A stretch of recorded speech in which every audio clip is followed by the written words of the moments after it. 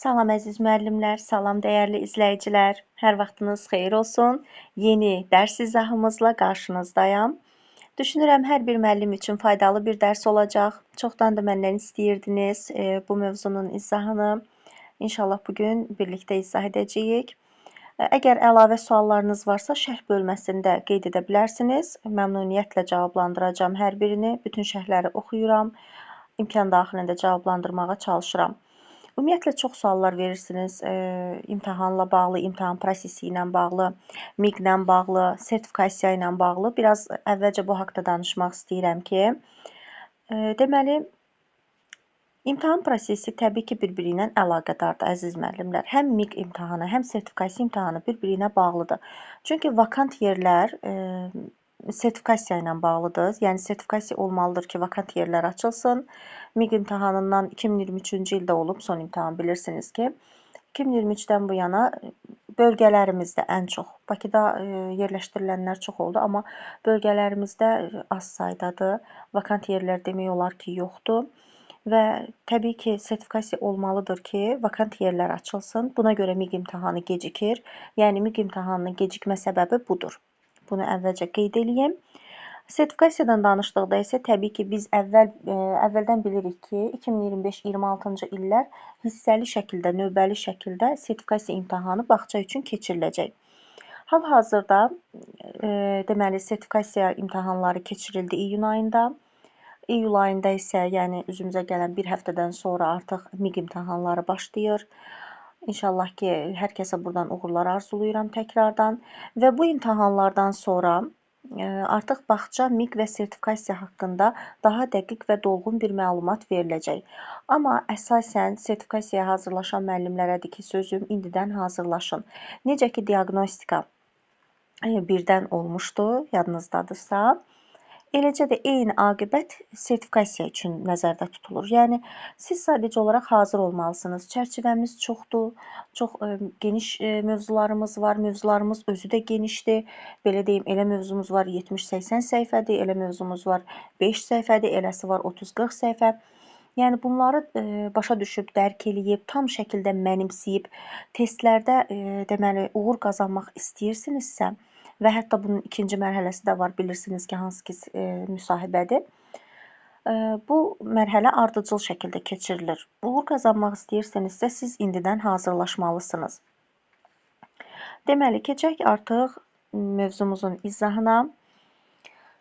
Deməli, bugünkü mövzumuz, əziz müəllimlər, yaş böhranları olacaq, böhran mərhələləri. Görək, böhran mərhələləri nədir? Biz böhran mərhələlərini niyə öyrənməliyik? Uşaqlarda nə kimi dəyişikliklər baş verir? Başlayaq. Deməli, yaş böhranları psixi funksiyaların, davranış modellərinin köhnə, artıq ömrünü yaşamış, dağılması və yenilərinin formalaşmasının sürətlə inkişaf etdiyi bir dövrdür. Əziz müəllimlər, bu dövrdə sabit hiss olunmayan, yavaş-yavaş baş verən dəyişiklik, böhran dövründə uşağın şəxsiyyətində sıçrayışa bənzər dəyişikliklər əvəz olunur. Yəni, bu sınmalarla özünü göstərir, əziz müəllimlər.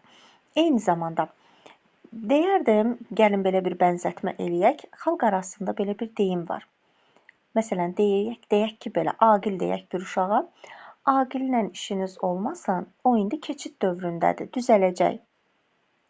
Belə bir deyim hər kəs Azərbaycanda eşitmiş olar. Bu əslində böhran mərhələsidir, əziz müəllimlər.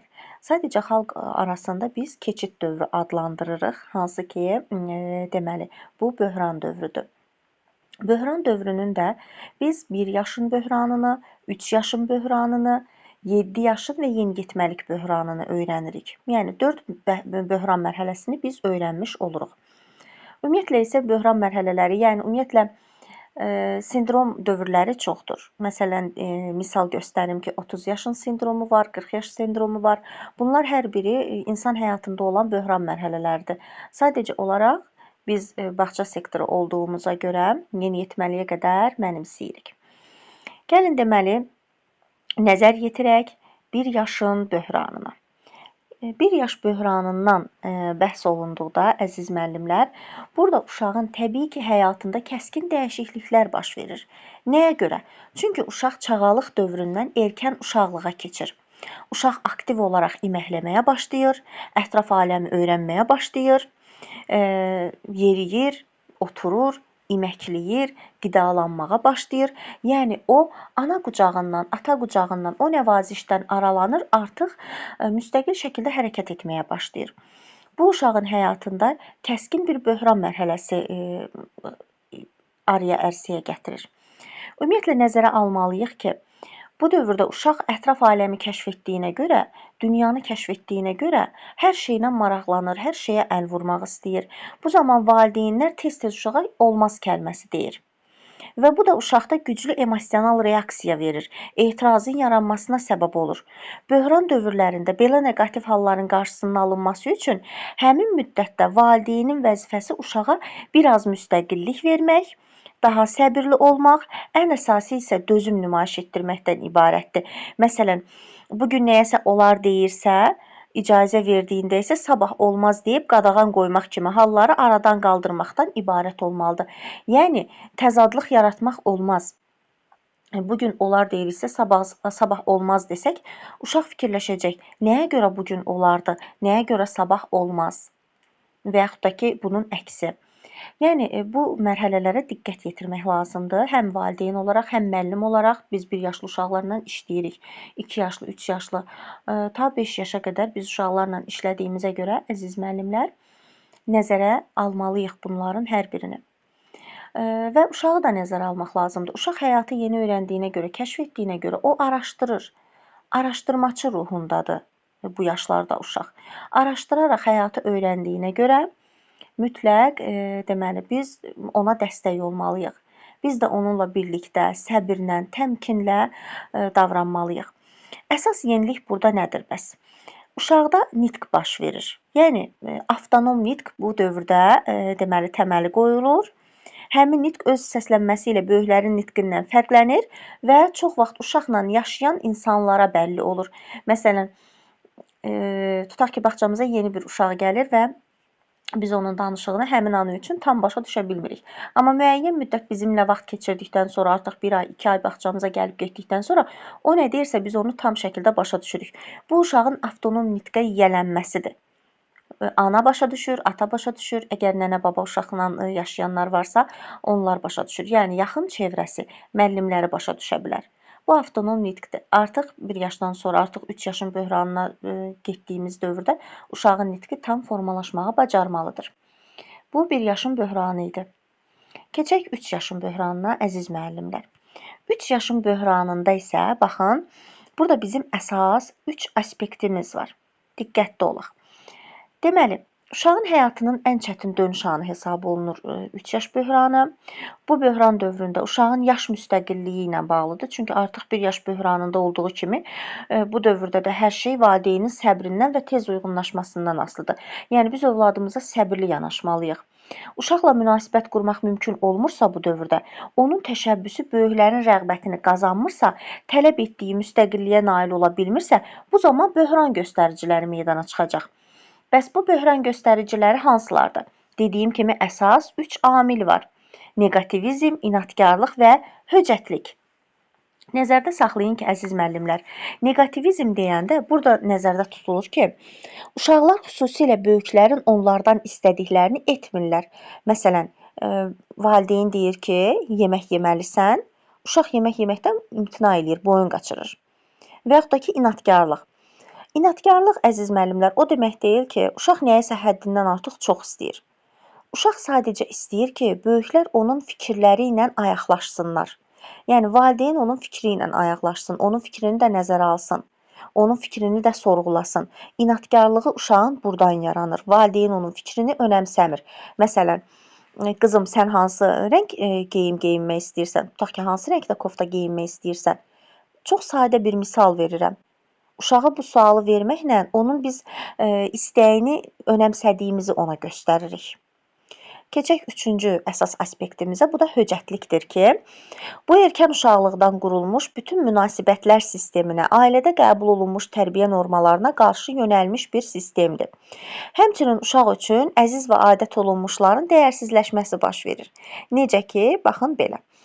Uşaqlar üçün 3 yaş böhranı zamanı, yəni 3 yaş dönəmlərində valideynlər çox yüksək pillədə olur. Yəni onun üçün çox əzizdir, ümumiyyətlə dəyərlidir, gözündə qəhrəman rolundadır. Məsələn, atasını, anasını hər şeyi bacarar, hər şeyi eləyər, hər şeyin öhdəsindən gələr gözündə qəhrəman kimi görür. 3 yaş böhranında isə artıq bu getdikcə dəyərsizləşməyə başlayır. Çünki artıq müəllimi onun gözündə olur dəyərli, nüfuzlu bir şəxs kimi. Yəni, artıq valideyn qalır ikinci planda, müəllim onun üçün hər şeyi bacarar, hər şeyi edər, müəllim hər şeyi bilir, o hər şeyi bacarır, hər şeydə biliklidir. Bu kimi fikirlər uşağın artıq deməli düşüncəsində yer alır. Uşağın müstəqil davranmağı öyrənməsi, əşyalarla manipulyasiya etməyi bacarması, həmçinin nitqə yiyələnərək aktiv danışmağı başlaması da ona ümumiyyətlə deyilənləri başa düşməsi də 3 yaş böhranının göstəricisidir. Yəni 1 yaşda avtonom nitq var idisə, burada artıq uşaqda aktiv nitq var. Uşaqların bu dövrdə tənqidə kəskin reaksiya verdiklərini nəzərə alaraq, onların nailiyyətlərinə görə tərifləmək, həmçinin nöqsanlarını çox yumşaq şəkildə nəzərlərinə çatdırmaq lazımdır. Məsələn, əgər uşaq bir nöqsan həyata keçirirsə, bir nöqsanı varsa uşağın, bu zaman biz ona çox yumşaq tonda deməliyik. Yəni kobud danışmaq olmaz. Sən bunu çox səhv elədin. Sən məsələn bu misalı düzgün etmədin və s. Və yaxud da ki, bu cavabı yanlış verdin. Sərt tonda demək olmaz. Ancaq mülayim, yumşaq tonda demək lazımdır ki, uşaq bizi normal başa düşsün. Keçid edək, müəllimlər. 7 yaşın böhranına deməli yaxınlaşdırıram. 7 yaş böhranı. Bu dövrdə yaranmış böhran vəziyyəti uşağın məktəb həyatına daxil olması ilə bağlıdır. Bu nə deməkdir, əziz müəllimlər? Axı biz bağçada uşaqlarla, bəli, məşğələlər keçirik, uşağı təlimə cəlb edirik. Amma biz bunu daha çox uşağın sevəcəyi formada, əyləncələrlə, oyunlarla həyata keçirdiyimizə görə burada rollar artıq dəyişir. Uşaqda həyatında aparıcı fəaliyyət dəyişir. Yəni oyunun təlimlə əvəz olunması baş verir. Məsələn, uşaq bağçada öyrənirdi, amma oyunlar vasitəsilə əylənərək, gəzərək, görərək öyrənirdisə, məktəbdə artıq uşaq parta arxasında, aktiv parta arxasında əyləşəcək. Yəni 45 dəqiqə partada əyləşəcək, dərsləri başqa formada mənimsəyəcək. Təlimlə, deyək ki, oyun artıq təlimlə əvəz olunur. Və nüfuzlu etibarlı şəxslər başqaları ilə əvəz olunur, tərbiyəçilər artıq müəllimlərlə əvəz olunur. Deməli, valideynlərin fikrindən daha çox vacib hesab edir, müəllimlərin fikrini belə deyək. Yəni, daha çox tərbiyəçilər artıq qalır ikinci planda, valideynlər qalır ikinci planda. Artıq burada məktəbdəki müəllimləri onun üçün rol model olur. Məsələn, uşaq bəzən ingilis dili müəllimini sevə bilər, bəzən ibtidai müəllimini sevə bilər, bəzən musiqi müəlliminə çox bağlana bilər. Hansısa fənni uşaq hətta müəlliminə görə də mənimsəmiş olur. 7 yaş böhranında əsas yenilik nədir? Özünə sevgi və özünə qiymətləndirmənin yaranmasıdır. Özünü qiymətləndirmə məktəbdəki müvəffəqiyyətlərindən asılı olaraq yüksək ola bilər, aşağı ola bilər. Bu yaşanmış müvəffəqiyyətsizlikdən formalaşan komplekslərdir. Yaxud da ki, belə deyək, özünü əhəmiyyətli hiss etmə ilə müşayiət olunur. Yəni, uşaq bu günə qədər ona məlum olmayan emosiyalar və narahatçılıqlar keçirməyə başlayır, onun yeni hədəfləri, arzuları yaranır, həmçinin uşaq səmimiliyinin itirilməsi də baş verir bu dövrdə. Hərəkət etməzdən öncə götür-qoy edir, yəni planlı olur, nəticə yönümlü bir uşaq olur, keçirdiyi narahatçılıq hissini də başqalarına büruzə verməməyə çalışır artıq bu dövrdə. Deməli, əziz müəllimlər, keçək sonuncu böhran mərhələmiz olan yeniyetməlik böhranına. Yeniyetməlik böhranında isə, əziz müəllimlər, 3 yaş böhranı qədər yeniyetməlik dövrü də çox çətin keçən bir həyatın dönüş anı hesab olunur. Bu dövrdə uşaqlarda çoxlu fizioloji, emosional dəyişikliklər baş verir ki, burada uşağın orqanizmasında mütənasiblik dəyişir. Endokrinoloji dəyişikliklər baş verir, cinsi göstəricilər yaranır, əhvalın dəyişir, yəni əhval-ruhiyyəsi uşağın dəyişir, istəyə baxır, yəni belə deyək də, uşağın emosional sferasına baxaraq emosiyaları dəyişir, əhval-ruhiyyəsi dəyişir, istəkləri dəyişir, həyatdan gözləntiləri dəyişir. Məsələn, ən azından deyək ki, cinsi göstəricilər meydana gəlir, cinsi dəyişikliklər baş verir. Ən sadə bir misal, uşağın səs tonu dəyişir, səs tembri dəyişir. onda fiziologiyasında, xarici görünüşündə gözlə görülən dəyişikliklər baş verir. Etibarlı, nüfuzlu şəxslər dəyişir. Artıq bu yaş dövrünə qədər müəllimlər uşaq üçün etibarlı, nüfuzlu bir şəxs idisə, bu yaş dövründə artıq uşaq üçün yeniyetmələri, yəni özünün yaşıdları, həmyaşıdları daha vacib olur. Ünsiyyətində əsas fəaliyyətə çevrilir. Ümumiyyətlə, uşaqda öz bədəni və orada baş verən dəyişikliklərlə bağlı qeyri-adekvat qəbul edir bunu. Bədəninə qarşı ümumiyyətlə ögey münasibət bəsləyə bilir bəzən. Yəni, ümumiyyətlə, əziz müəllimlər, böhran dövrlərində dediyim kimi 3 yaşın və ya yeniyetməlik böhranı daha çətin keçir digər böhran mərhələlərinə görə. Eyni zamanda bu böhran dövrünün əsas nailiyyətləri və yeniliyi özünü təhlil etmənin yaranmasıdır. Təhlil etmək. Yeniyetmədə dünya görüşü formalaşır, yaxın qohumlarının dəstəyi, tənqidin olmaması, ruhlandırılma çox vacibdir, tez-tez onun uğurlarını qeyd etmək lazımdır. Böhran yalnız uşaqların inkişafında deyil, həm də böyük insanlarda da müəyyən yaş dövrlərində baş verir dediyim kimi. Məsələn, 30 yaş sindromu, 40 yaş sindromu bura misaldır. İnsan yaşa dolduqca ümumiyyətlə onun inkişafında, öz imkanlarında, xüsusiyyətlərində yaxşı tanımağa başlayır bunları, düzgün qiymətləndirməyə bu da kömək eləyir təbii ki və dediyim kimi hər yaşın özünün sindromları, böhran mərhələləri olur. Və yeniyetməlik böhranında əsas məqam da ondan ibarətdir ki, uşaq bu zaman din haqqında, siyasət haqqında, ictimai hadisələr haqqında fikir yürüdə bilir, mülahizələr aparır. Yəni, yeniyetməlik böhranı bu xüsusiyyətlərlə nəticələnir. Əziz müəllimlər, dediyim kimi bir daha təkrar edirəm, hər kəsə aydın olsun ki, böhran mərhələləri biz 4 hissəsini öyrənirik. 1 yaşın, 3 yaşın, 7 yaşın və yeniyetməlik böhranını. Bunlardan ən çətin hesab olunanlar 3 yaş böhranıdır və yeniyetməlik böhranıdır. Nəzərinizdə saxlayın. Deməli, əziz müəllimlər, bugünlük izahımız bu qədər. Düşünürəm, hər kəsə faydalı bir post olacaq. Növbəti izahımız istəyirəm elə böhran mərhələlərinin testləri ilə bağlı olsun. İnşallah növbəti izahımızda test olacaq. Və son olaraq qeyd eləmək istəyirəm ki, iyul qrupuna qoşulmaq istəyən müəllimlər indidən yazılsın.